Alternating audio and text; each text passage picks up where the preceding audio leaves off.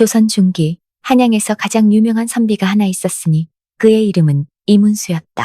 13살의 생원시에 급제하고 여러 후배 진사가 된 그야말로 천재였다. 사람들은 그를 가리켜 100년에 한 번 나올까 말까 한 인재라고 칭송했다. 이문수가 진사에 급제한 날부터 그의 집 문턱이 닳아 없어질 정도로 많은 중매쟁이들이 찾아왔다. 양반집 딸들부터 시작해서 부유한 상인의 딸까지 온갖 좋은 조건의 혼담이 줄을 이었다. 하지만 이문수는 한결같이 고개를 저었다. 아무리 용모가 아름답고 집안이 좋아도 마음에 들지 않습니다. 사람들은 점점 의아해하기 시작했다. 혹시 몸에 이상이 있는 것은 아닐까 하는 소문까지 돌았다. 급기야 이문수는 사람들 앞에서 공개적으로 말했다. 제가 아내로 맞을 여인은 반드시 학문에 뛰어난 분이어야 합니다. 단지 바느질이나 요리만 잘하는 평범한 교수는 원하지 않습니다. 만약 제가 내는 시제를 풀 수 있다면 비록 용모가 못나더라도 기꺼이 혼인하겠습니다. 이문수는 이렇게 말하며 한 폭의 종이에 시제를 적어 대문에 붙였다. 그 시제를 본 사람들은 모두 혀를 찼다. 역시 천재 선비답게 보통 사람으로는 도저히 풀 수 없는 어려운 문제였다. 학문에 자신 있다던 선비들조차 머리를 극적이며 포기하고 돌아갔다. 이문수가 이렇게 까다로운 조건을 내세운 데는 깊은 사연이 있었다. 바로 9해 전, 그가 10살이던 시절의 일이었다. 그때 이미 이문수는 시와 글솜씨가 또래를 훨씬 뛰어넘었다. 어린 나이에도 불구하고 어른들이 감탄할 정도의 재능을 보였다. 자연히 이문수는 자신의 실력에 우쭐해하기 시작했다. 같은 나이의 아이들은 물론이고 심지어 나이 많은 사람들도 우습게 보는 지경에 이르렀다. 그런 그의 코를 납작하게 만든 사건이 일어났다. 어느 여름날 서당에서 돌아오는 길에 갑자기 비가 쏟아지기 시작했다. 이문수는 우산을 가져오지 않았기 때문에 급히 근처 정자로 뛰어들었다. 비를 피하려고 들어간 정자에는 이미 한 소녀가 앉아 있었다. 소녀는 붓을 들고 무언가를 쓰고 있었는데 그 글씨체가 범상치 않았다. 힘차고 날카로우면서도 우아한 필치는 마치 숙련된 서예가의 작품 같았다. 이문수는 놀라움과 동시에 약간의 거만함으로 말했다. 참 좋은 글씨군요. 하지만 여자아이에게는 좀 어울리지 않는 것 같은데요. 소녀가 고개를 들어 이문수를 바라보았다. 맑고 총명한 눈빛이 인상적이었다. 소녀는 차분하게 물었다. 도련님은 글씨만 보고 어떻게 저에게 어울리지 않는다고 말씀하시나요? 이문수는 웃으며 대답했다. 여자는 마땅히 여성스러운 일에 힘써야 하지요. 글씨를 쓰더라도 둥글고 부드러워야 어울립니다. 이런 날카롭고 강한 글씨는 남자에게나 어울리는 것이지요. 소녀는 가볍게 웃었다. 도련님 말씀이 틀렸습니다. 정말 세상 편견에 눈이 가려져 계시는군요. 만약 우리 여자들도 과거에 응시할 수 있다면 어찌 남자들만큼 뛰어날 수 없다고 단정하시나요? 이문수는 본래 자존심이 센 성격이었다. 소녀의 말을 듣자 즉시 기분이 상했다. 예로부터 이 세상에 여성 중에도 뛰어난 분들이 없지는 않았지만 대부분의 큰 학자들은 남자들이었습니다. 당신이 여자로서 이 정도 글씨를 쓰는 것도 놀랍긴 하지만 그것만으로는 부족하지요. 너무 자만하지 마세요. 소녀는 다시 웃었다. 그렇다면 도련님은 저를 깔보시는군요. 제 생각에는 도련님이 시나 글솜씨에서 저보다 나을 것도 없을 것 같은데요. 이문수는 이 말을 듣고 크게 웃었다. 자신은 이 고을에서 가장 뛰어난 천재였다. 같은 나이의 아이들은 말할 것도 없고 어른들도 감히 자신과 겨루려 하지 않았다. 하물며 어린 소녀가 감히 자신에게 도전한다니. 정말 당찬 아가씨로군요. 그렇다면 한번 겨뤄보시지요. 과연 얼마나 실력이 되는지 보겠습니다. 그렇게 해서 두 사람은 시와 글, 그림과 서예로 실력을 겨루기 시작했다. 결과는 이문수에게 충격적이었다. 자신이 완전히 패배한 것이었다. 소녀의 재능은 상상을 뛰어넘었다. 처음에는 믿기지 않았다. 자신이 어린 소녀에게 질 수 있다는 것이. 하지만 현실은 부정할 수 없었다. 이문수는 그 순간 깨달았다. 세상에는 자신보다 뛰어난 사람이 얼마든지 있다는 것을. 우물한 개구리였던 자신이 얼마나 우스웠는지를. 하지만 이문수는 화를 내지 않았다. 오히려 더욱 흥미로워했다. 자신보다 뛰어난 사람이 있다면 그를 뛰어넘으면 되는 것이었다. 질투나 원망이 아니라 존경과 배움의 마음이 생겨났다. 이문수는 즉시 소녀에게 가르침을 청했다. 자존심을 버리고 겸손하게 배우는 자세를 보였다. 소녀 역시 이문수의 학문적 재능을 인정했다. 비록 자신만 못하지만 그 나이에 이 정도면 충분히 뛰어난 수준이었다. 그날부터 이문수는 서당을 오갈 때마다 그 정자에 들렀다. 소녀도 마치 그를 기다리기라도 하듯 늘 그곳에 있었다. 두 사람은 학문에 대해 이야기하며 즐거운 시간을 보냈다. 이문수는 하루가 다르게 실력이 늘어가는 것을 느꼈다. 그런데 보름쯤 지난 어느 날 소녀가 사라졌다.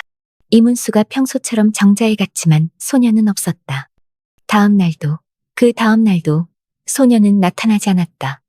이문수는 며칠이고 기다렸지만 소녀는 다시 나타나지 않았다. 그 후 몇 년 동안 이문수는 그 정자를 찾아갔지만 소녀를 다시 만날 수 없었다. 이 일은 이문수의 마음속 깊은 상처가 되었다. 9년이 지난 지금까지도 그 소녀를 잊을 수 없었다. 이문수가 혼인 조건으로 어려운 시제를 내놓은 것도 바로 그 소녀 때문이었다. 혹시라도 그 소녀가 이 시제를 보고 나타나기를 바라는 마음이었다. 또한 그만큼 뛰어난 재능을 가진 여인이 아니라면 자신의 마음을 움직일 수 없다고 생각했다. 이문수는 어려서부터 자존심이 강했다.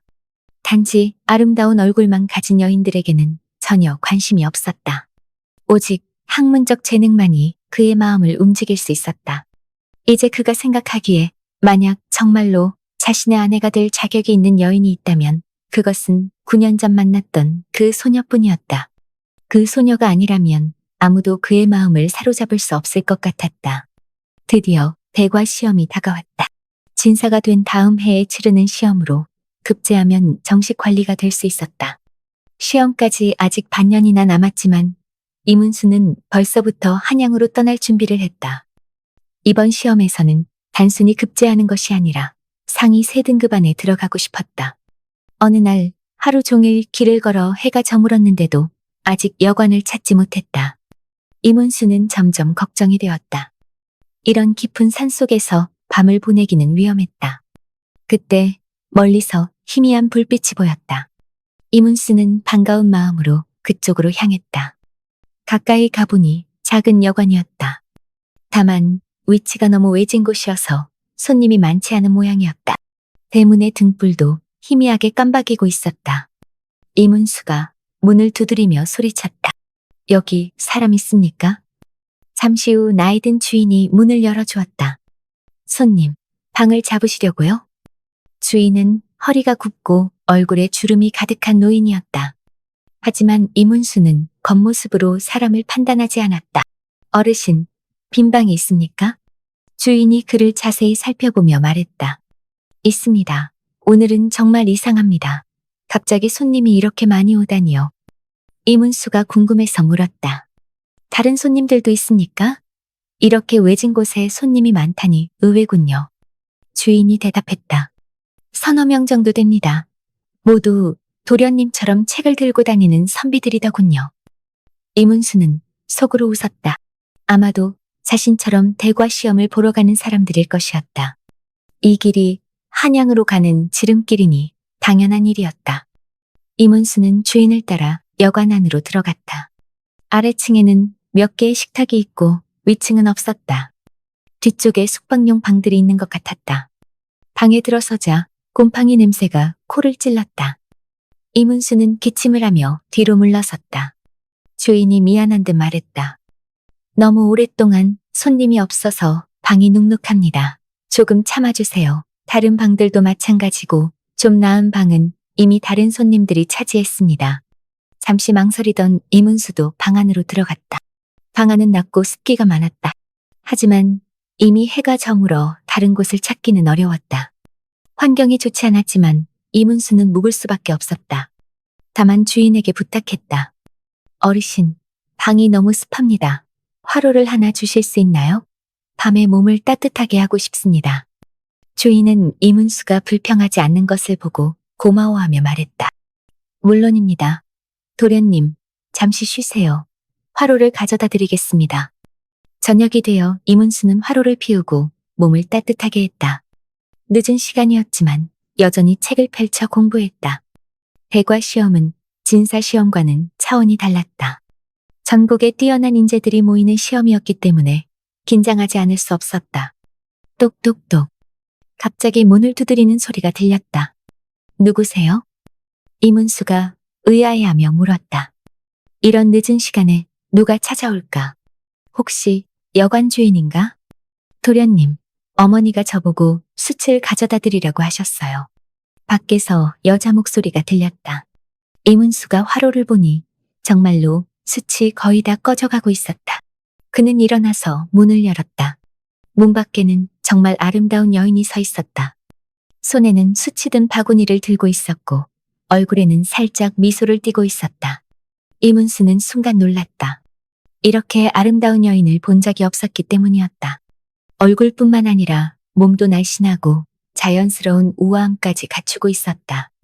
하지만 이문수의 놀라움은 금세 사라졌다. 아무리 아름다워도 그저 외모만 뛰어난 여인일 뿐이었다. 그런 여인이 자신과 무슨 상관이 있겠는가? 이문수가 담담하게 말했다. 들어오세요. 화로는 저기 있습니다. 그는 화로가 있는 곳을 가리킨 다음 다시 책상으로 가서 책을 펼쳤다. 여인은 이런 반응을 보고 놀란 것 같았다. 눈빛에 호기심이 어렸다. 여인은 화로 근처로 가서 숯을 넣어 불을 더 활활 타게 만들었다. 숯을 넣은 후에도 여인은 바로 나가지 않았다. 대신 이문수 가까이 와서 그를 계속 바라보았다. 이문수는 그런 시선이 부담스러워서 말했다. 아가씨, 좀 실례가 아닙니까? 혹시 제 얼굴에 뭐가 묻었나요? 여인이 급히 사과했다. 죄송합니다. 도련님의 기품이 범상치 않아서 무의식 중에 계속 바라보게 되었어요. 이문수는 고개를 저었다. 자신의 외모가 그리 뛰어나지 않다는 것을 잘 알고 있었다. 눈앞에 아름다운 여인이 자신의 외모에 반했다는 것은 믿기 어려웠다. 게다가 이 여인이 갑자기 나타난 것도 수상했다. 처음 들어올 때는 이런 여인을 보지 못했는데 갑자기 주인의 딸이라고 나타난 것이 이상했다. 이문수가 손을 저으며 말했다. 아가씨, 이제 가셔도 됩니다. 저는 쉬어야 합니다. 여인은 갑자기 당황한 표정을 지으며 애처로운 목소리로 말했다. 도련님, 제발 저를 쫓아내지 마세요. 제가 나가면 밖에 있는 사람들이 저를 괴롭힐 거예요. 이문수는 할 수 없이 고개를 저었다. 그렇다면 잠깐만 있으세요. 하지만 제 공부를 방해하면 안 됩니다. 이문수는 그렇게 말하고 다시 책에 집중했다. 옆에 절세, 미인이 있어도 전혀 신경 쓰지 않았다. 여인은 이런 반응을 보고 신기한 듯 바라보았다. 지금까지 만난 남자들은 모두 자신의 미모에 빠져 헤어나오지 못했는데 이문수는 전혀 달랐다. 여인은 자신의 얼굴을 만져보며 의심스러워했다. 혹시 제가 그리 못났나요? 여인이 웃으며 말했다. 도련님은 다른 분들과 정말 다르시네요. 이문수가 궁금해서 물었다. 어떻게 다르다는 말씀인가요? 여인이 대답했다. 제가 다른 방에 숯을 갖다 드릴 때 모든 분들이 저만 바라보시더군요. 그 눈빛이 마치 저를 소유하고 싶어 하는 것 같았어요. 하지만 도련님은 저를 보지도 않으시네요. 정말 제 용모가 도련님 마음에 들지 않나요? 이문수가 고개를 들어 여인을 바라보며 말했다. 아가씨의 용모는 정말 아름답습니다.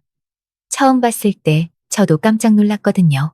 하지만 그것뿐입니다. 여인은 눈을 반짝이며 물었다. 그렇다면 도련님도 다른 남자들과 똑같지 않을까요? 천하 남자가 모두 그런 것 아닌가요? 이문수는 단호하게 대답했다. 저는 그렇게 속되지 않습니다. 여인이 흥미로워하며 일어나 이문수에게 다가왔다. 그리고 양손을 이문수의 어깨에 올리려고 했다. 이문수는 재빨리 피하며 눈살을 찌푸렸다. 아가씨, 예의를 지켜주세요. 여인은 갑자기 눈물을 흘리며 말했다. 도련님이 저를 싫어하시는군요. 제가 천한 신분이라서 도련님과는 말조차 나눌 수 없나 보네요. 이문수가 당황하며 손을 저었다. 아가씨, 오해하지 마세요. 싫어한다거나 아가씨의 신분을 따지는 것이 아닙니다. 다만 우리가 처음 만난 사이에 이런 행동은 적절하지 않습니다. 여인이 즉시 물었다. 그럼 우리가 오래 알고 지냈다면 도련님 마음이 바뀔까요? 저는 이곳을 떠나고 싶어요. 도련님을 평생 모시고 싶습니다. 저를 데려가 주세요. 끝까지 따라갈게요. 이문수가 쓴 웃음을 지으며 말했다. 아가씨, 사랑이란 서로 마음이 통해야 하는 것입니다.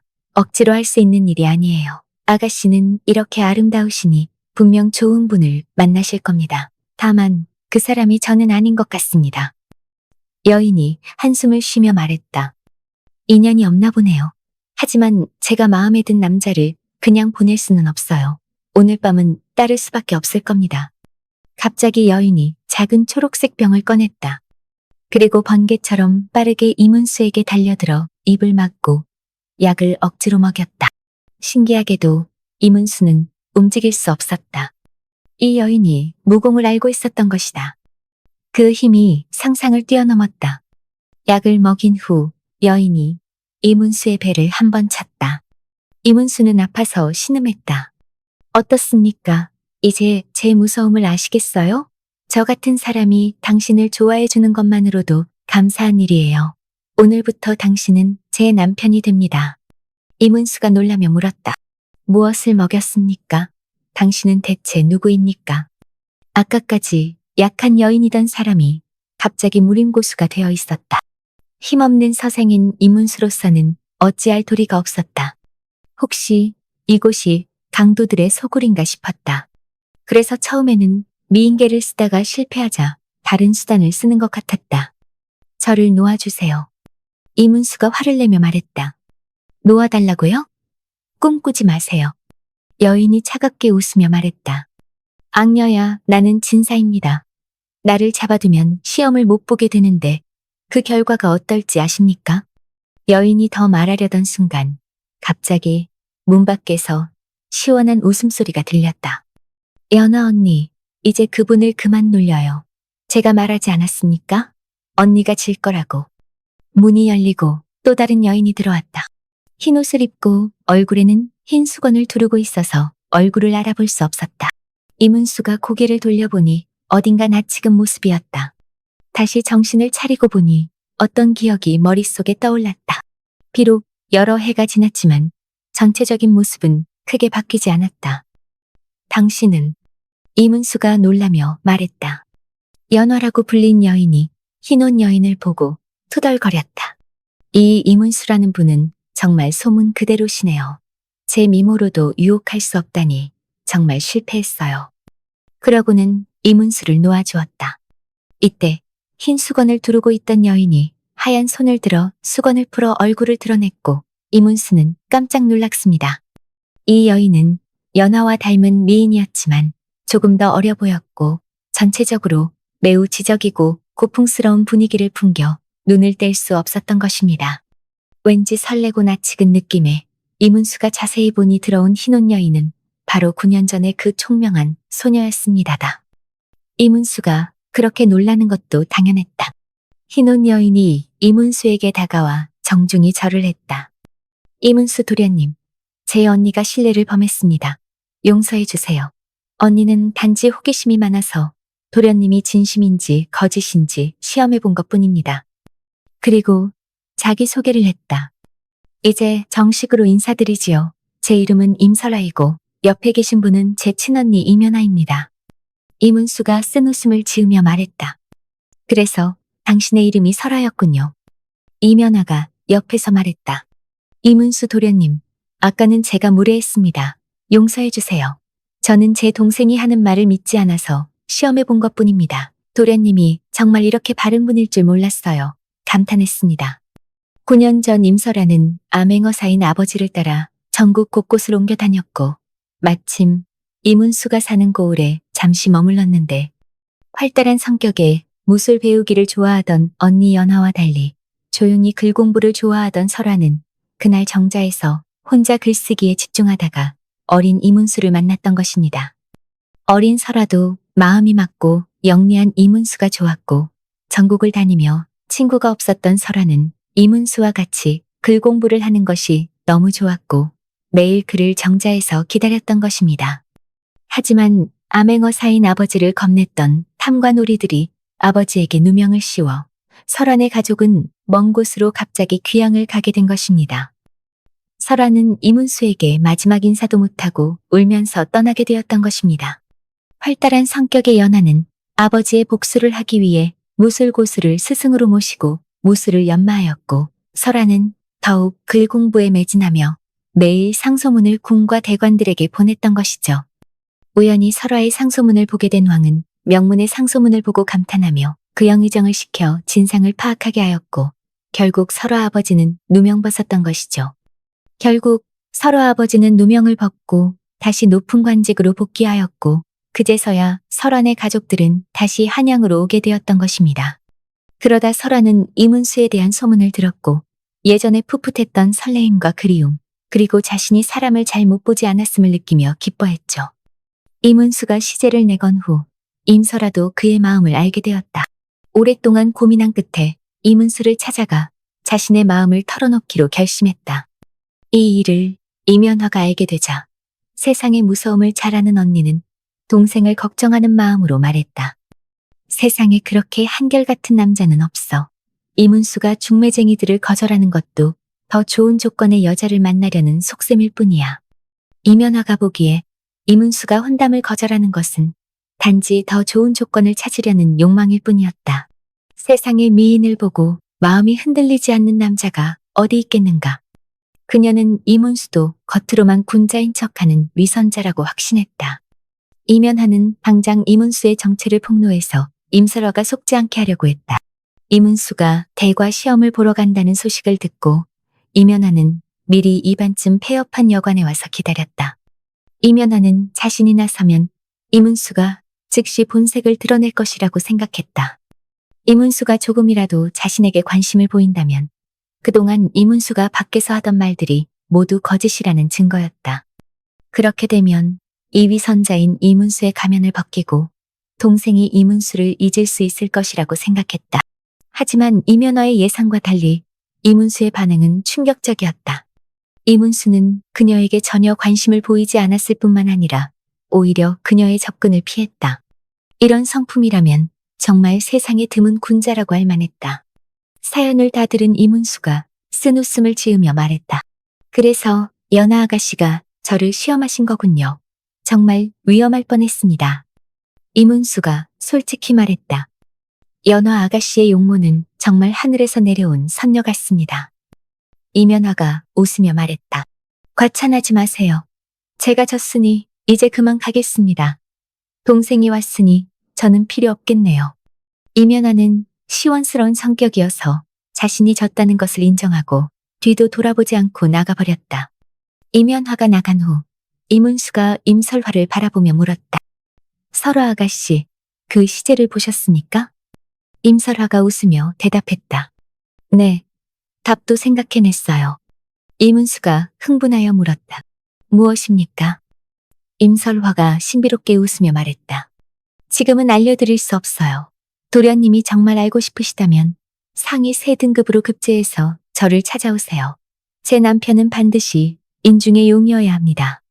임설화가 덧붙였다. 만약 상위 3등급에 들지 못한다면 제가 답을 알려드려도 소용없을 것 같아요. 이문수가 고개를 끄덕이며 말했다. 기다리세요. 반드시 상위 3등급으로 급제해서 돌아오겠습니다. 그날 밤 이문수와 임설화는 학문에 대해 오랫동안 이야기를 나누었다. 두 사람 모두 많은 것을 얻었다. 9년 만에 다시 만난 것이 마치 꿈 같았다. 다음 날 아침 이문수가 떠나는 것을 지켜보며 이면화가 말했다. 동생아, 그가 정말 돌아올까? 만약 상위 3등급에 급제한다면 마음이 바뀔 수도 있지 않을까? 임설화가 고개를 저으며 말했다. 언니, 그분은 그런 사람이 아니에요. 며칠 후 임설화의 예상대로 이문수가 돌아왔다. 그는 바라던 대로 상위 3등급에 급제했다. 임설화는 이문수가 약속을 지켜 돌아온 것을 보고 더욱 확신했다. 이 사람이야말로 자신이 평생을 함께할 사람이었다. 이문수가 임설화에게 간절히 물었다. 이제 그 시제의 답을 알려주시겠습니까? 임설화가 미소를 지으며 조용히 답을 말해주었다. 그 답은 정말로 이문수가 마음속 깊이 품고 있던 그 소녀에 대한 그리움과 사랑을 정확히 담고 있었다. 이문수는 감동하여 할 말을 잃었다. 임설아가 부드럽게 말했다. 이 시제는 단순한 문제가 아니었어요. 도련님의 마음을 담은 편지였습니다. 저에 대한 그리움과 사랑을 표현한 것이었죠. 그래서 저도 그에 맞는 답으로 제 마음을 전해드리는 겁니다. 한 달 후, 이문수는 임설아를 아내로 맞이했다. 두 사람은 서로의 재능을 인정하고 존중하며 행복한 생활을 시작했다. 이문수는 관직에서도 순조롭게 승진했고, 임설아는 비록 뛰어난 글재주를 갖고 있었지만 조선시대에는 여인이 관직에 오르는 것은 불가능했다. 하지만 지혜로운 임설아는 꼭 글재주로 성공하는 것이 최고라고 생각지 않았고, 남편과 자식들을 위해서 보살피고 가정을 지키는 것 또한 훌륭한 일이라는 것을 알았기에 현명한 아내가 되어 남편을 훌륭하게 내조했다. 이후 이문수의 인생은 승승장구했다. 젊은 나이에 높은 관직에 올랐고 임설아와의 사이에서 총명한 자녀들을 얻었다. 두 사람은 서로 학문을 토론하며 평생을 함께 공부하는 동반자가 되었다. 사람들은 이문수 부부를 가리켜 제자가인의 완벽한 만남이라고 칭송했다. 단순히 외모나 집안으로 만난 것이 아니라 진정한 재능과 인품으로 만난 두 사람의 사랑이야말로 세상 사람들이 우러러볼 만한 아름다운 인연이었다. 이문수가 처음에 내놓았던 까다로운 조건이 결국 자신에게 가장 완벽한 반쪽을 찾아준 셈이었다. 진정한 사랑은 겉모습이 아니라 마음과 마음이 통하는 것이며 서로를 존중하고 함께 성장해 나가는 것이라는 교훈을 남긴 이야기였습니다. 솔솔야담 재밌게 보셨나요? 영상을 빠르게 만나보시려면 솔솔야담 보름달을 클릭하여 구독을 눌러주세요. 새로운 영상이 올라오면 알람을 보내드립니다. 다음 동영상과 추천 영상도 준비했으니 많은 시청 바랍니다. 항상 건강하시고 행복하고 좋은 일만 있으시길 바랍니다.